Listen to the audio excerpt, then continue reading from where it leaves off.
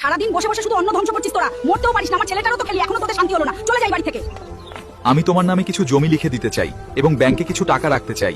যদি কখনো আমি তোমার আগে চলে যাই, তবে তুমি যেন কোনো কষ্টে না পড়ো। এমন করে বলো না স্বামী, তুমি থাকলে আমার আর কিছুই চাই না। তোমার বাস্তবতা সম্পর্কে কোনো ধারণা নেই।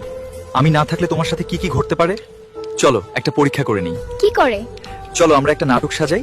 আমি মরার অভিনয় করব, আর আমার বাবা মা ভাই বোন জানবে আমি মরে গিয়েছি, কিন্তু তুমি শুধু জানবে আমি বেঁচে আছি। ঠিক আছে স্বামীজান, তুমি যেহেতু বলছো তাহলে একবার পরীক্ষা করে দেখি।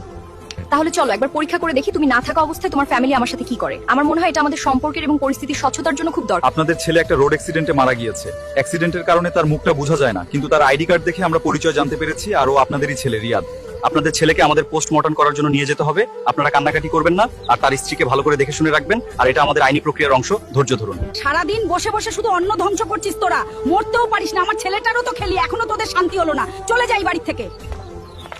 এই সব কাপড় চোপড় তাড়াতাড়ি ধুয়ে ফেল ডাইনি, না হলে আজই ধাক্কা দিয়ে বের করে দিব বাড়ি থেকে। সারাদিন হাড় ভাঙা খাটুনি খেটে শরীরে আর কুলাচ্ছে না, মেয়েটাকেও একটু সময় দিতে পারছি না, অথচ আমার শাশুড়ি ঠিক মতো দুমুঠো খেতেও দিচ্ছে না। সব সময় মনে হয় এই বাড়ি থেকে বের হয়ে যাই, কিন্তু আমি কোথায় যাব এই ছোট মেয়েটিকে নিয়ে? কোথায় বা থাকবো?